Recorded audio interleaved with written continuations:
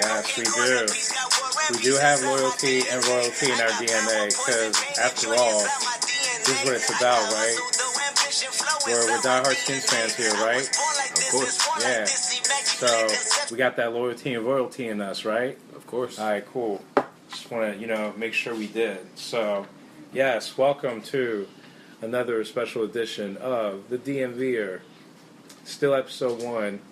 We're calling it A Skin's Tale. Alright, man. So, real quick, we gotta delve on what happened Thursday night. I don't even want to talk about it. I know. I don't want to talk about it, but, still, we gotta, delve in a little bit as to what, took place. I mean, yeah, we lose to the Ravens 23-3. First team offense just looked...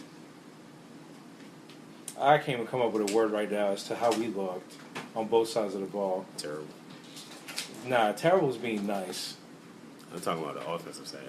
Okay, yeah. Actually, the defense was pretty good. But offensively, we were just... I'm just going to say terrible. We were pretty bad. Defensive-wise, we were pretty good.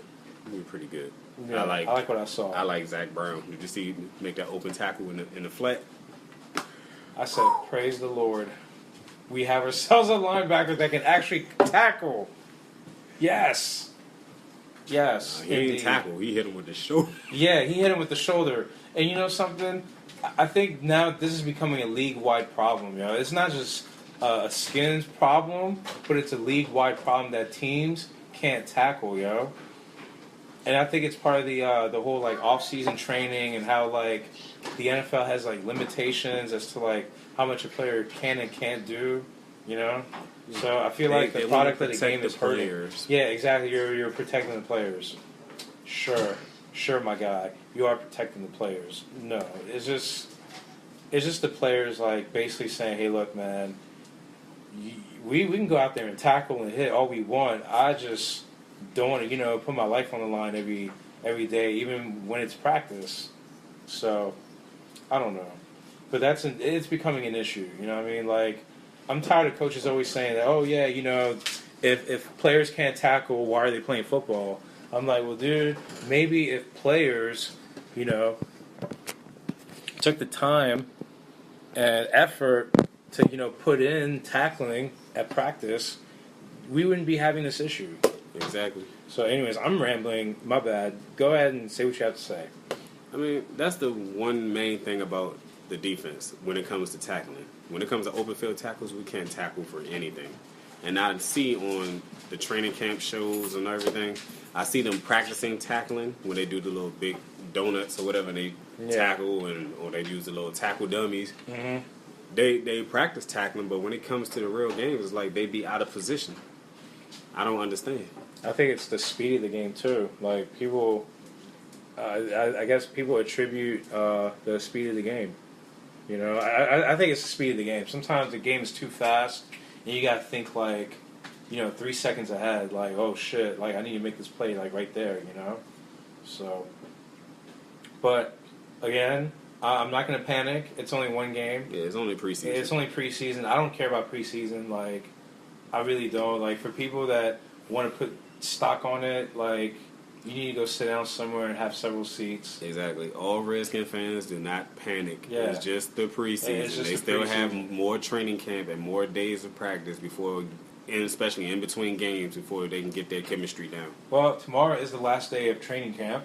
They close camp Monday, and tomorrow being their social media day, and yours truly will be there to catch up and just check out practices and see how they do it. And actually, Brian Mitchell brought up an interesting point after the game. I didn't watch the post game show, but he did bring up that the way they practice, it kind of shows in games the way they practice how that there's not enough intensity. Maybe it's translating over into the games, and that's why they're not playing with intensity. Me being an athlete myself, they say the way you practice will be the way you play. Exactly. So if you practice lazy, you're going to play lazy. Right. If you practice average, you're going to play average. Trust me, I know. I've played. So if you're gonna do average things, expect average results. So, yeah. But other than that, I liked what I saw on defense. You know what I mean? Defense pretty good. I like Jonathan Allen and Ryan Anderson. I like how they played. They were good. Especially Ryan Anderson. Yeah. I also like Big Phil Taylor. Phil Taylor filled. We finally have a nose tackle I think that so, we can man. be appreciative of. God willing, I hope this works out. I really do. I hope this works out. We haven't had a nose tackle in years, so I hope this really works out. We haven't really had one at all because we never ran a 4-3. I mean, we never ran a 3-4. We always had 4-3. So yeah, we were supposed to have one, but I'm not even going to say his name. I think we all know who we're talking about. He retired now. He decided to leave the game. Yeah, I'm not shedding one tear for that guy. But like I said, I was happy to see Phil Taylor play well and play the way he did. You know, it kind of gave me hope. The former draft pick of the Cleveland Browns. Yes. And guess what? His last 2 years in Cleveland, he was hurt. So I guess you can't attribute those awful records they had, the last 2 seasons, because he wasn't even a part of that team. Exactly. He was a part of their injury reserve, which is better than most. So. Yep, he got saved from the embarrassment. Yeah. So that blemish on his record, no longer. Yeah. God, man, we are railing on Cleveland. We rail on them every single chance we get. Damn. I mean, they need some milk. Yeah, they need all kinds of milk. Make sure you put some Jack Daniels in that milk. They need some chocolate milk. They need some Nesquik. They need all kinds of milk. Matter of fact, we're gonna take it back old school. We're gonna take it to the school system. They need the little Cloverland milk. Chocolate, strawberry, and plain white. Oh my God. Even that's shout out to PGCPS schools. Represent. I was gonna say MCPS over here. Represent. Shout out to both. Womp. Yeah. So, all right, man. Well, coming up, we got Skins and Packers next Saturday. How do you think that's gonna turn out? Not that it's preseason and we don't give a shit. I don't know. I got the Redskins. Hopefully they win 17-10. I hope. Hopefully they have a better showing. I don't care about the score of the preseason games. I really don't care, man. I just hope the first team offense gets better because that throw Kirk Cousins threw to Terrell Pryor, he dropped. I was like, oh. Yeah, but you know what's funny? 2 years ago, Pierre Garçon dropped a similar throw from, I think it was RG3 or Kirk, and then Pierre Garçon went on to have a really good season. Yeah, but I mean that's just one thing. Yeah. Oh, more injury update. Josh Doctson is hurt again with another hamstring injury. Yeah. So it's not looking too good for his career right now. Hopefully he'll be back before one of this upcoming preseason game. Hopefully he'll be back to playing that because he really needs to play the show because basically they have him slotted to be the number 2 receiver right now. I think he'll play in the third preseason game against Bengals. Yeah, I think he's slotted to be the number 2. Yeah, I mean, if you have TP on one side and then you got Josh Dotson on the other, then you got Jameson Crowder. That's a problem, bro. That's a problem. I mean, not the nickel, the slot. I'm sorry. Yeah, that's a problem. But he's hurt right now with a hamstring injury too. So. But he also came back in practice. So. Yeah. So. I mean, again, I don't think Jameson Crowder is going to play the next game either. I think all the returning players that are coming from injury are going to come back and play the third preseason game, minus Sua Cravens. I think Sua Cravens will probably sit out the remainder of preseason, which is actually the smart play because. So do you like that combination of him and Swearinger? Hell yeah, dude, man. And they got Sua Cravens playing strong safety. Yeah, meaning you're still playing the position you played last year, but only this time you're going to be covering and you're going to be playing in the box. And most of the time he'll probably play in the box. But actually, to be honest with you, he's actually back comfortable from when he was at USC because he played strong safety in USC. Right. Along with playing linebacker, but he's going back to a natural position. Right. So actually, you'll be able to see more of what he can do in this natural position. Not saying he didn't have a decent season doing nickel linebacker because he had an interception. Yeah. But you really get to see him in his element of playing safety of what he's used to be playing. So He look out for him this season. He wasn't bad last season. Mm. You know, it's just that he had to learn the defense from that position. Exactly. And I think that, you know, that's a tremendous advantage moving forward when he plays strong safety. And like you said, it's his natural position. So I'm excited for Sue Cravens. And get well, you know, get ready. Yeah. I don't think he should play any more preseason games. He just need to rehab his knee and get himself ready for week 1. Yeah, that's it. Yeah. And Swearinger. Yo, let's just finally say it's good that we have a solid safety again. It's good to have a solid safety. I feel like we have an NFL safety now. We have an NFL pro safety. It also helps that Josh Norman and him played in high school, so exactly. Yeah, they played together in high school, so that's the only thing now is we got to get Brashard Breeland because he, if you didn't hear, tempers flared and he got kicked out of walkthroughs. Yeah, he's a nuisance, man. I don't know, man. I mean, I understand you're passionate, but sometimes you don't mistake your passion to be an asshole. Yeah, but you fight at a walkthrough? At a walkthrough? Like, you're not even, like, in shoulders and pads. Like, you are in your jersey, shorts, and you go up to the biggest kid in the yard and you want to punk him. Like, what is your problem? Like, if I was Terrell Pryor, I would have slapped him right across his mouth. Like, he's got... I think he has an attitude problem. Yeah, to me, that screams attitude problem. Like, well, if that he's could being, easily be adjusted. Yeah, but again, like, he keeps doing that. Like, this is his 4th year now. It's the 4th year he's been doing this. And this is his last season too, because this is basically all after this, you don't have no new contract. All of a sudden, drafting Fabian Moreau was a really damn good idea now. And Fabian Moreau fits our system. That's why they drafted him. Yeah, and if Fabian Moreau steps up,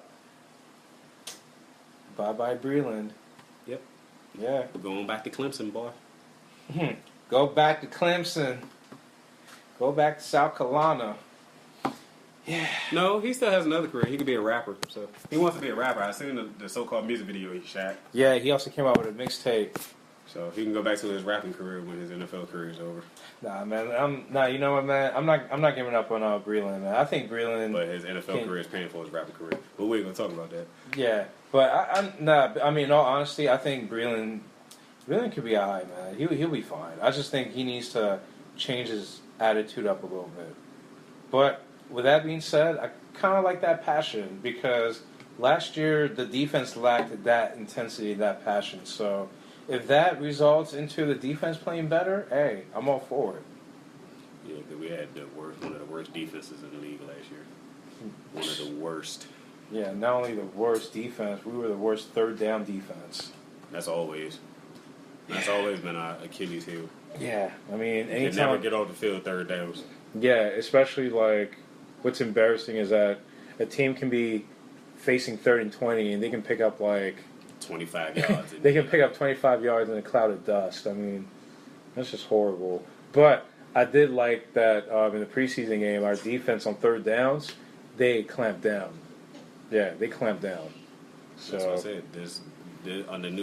Under Minuski, you're going to see a whole different change of attitude in the defense. They're going to be more aggressive this year. I like how we pressured Mallet in the beginning. Yeah, they're going to be more aggressive this year. I liked it. I liked it a lot. Yeah, we did, man. We did. So, like I mentioned earlier, going to the social media event tomorrow at Redskins training camp, which is the last day of training camp. So hopefully I'll have some, good content for you guys. And, touch on it next week. Talk about how much of a success their training camp was and how hospitable Richmond was. I actually went last year and it was fun, Their hospitality is on point. So hopefully I'll be able to join you next year. Yeah, and they weren't lying when they said that Richmond is a very hospitable place because they actually took care. They took care of us. Like, they had a tent, they had the whole setup, and they also gave us like those fake, social media credentials. So we walked around and we were like pretending that we were going to interview a player, but really we weren't. But they had like a lot of Q&A sessions. So last year's Q&A was with Vernon Davis and Ryan Kerrigan. So I don't know who the Q&A is going to be with this year. Hopefully it's with Kirk. You know, that'd be cool because I kind of want to ask him a couple of questions. You know, I'll see to it that it won't be contract related, but yeah, I want to ask him. I want to ask him some questions, man. I ain't gonna lie, I would be an asshole. I'd be like, "Why you didn't sign the deal, man? It was right there." It was a good deal, man, and you said no to it. Why? Why do you have to be so selfish? He probably would have laughed about somebody. Security, get his ass out of here. So security. Yeah. So, you know, that's basically what we call a skin's tail. yeah. So that is a skin's tail. So next week we're gonna touch on, hopefully a preview of the second preseason game, and yeah, we'll talk about some more good stuff about our squad. So again, this was the DMVer, and I'll catch y'all on the flip side.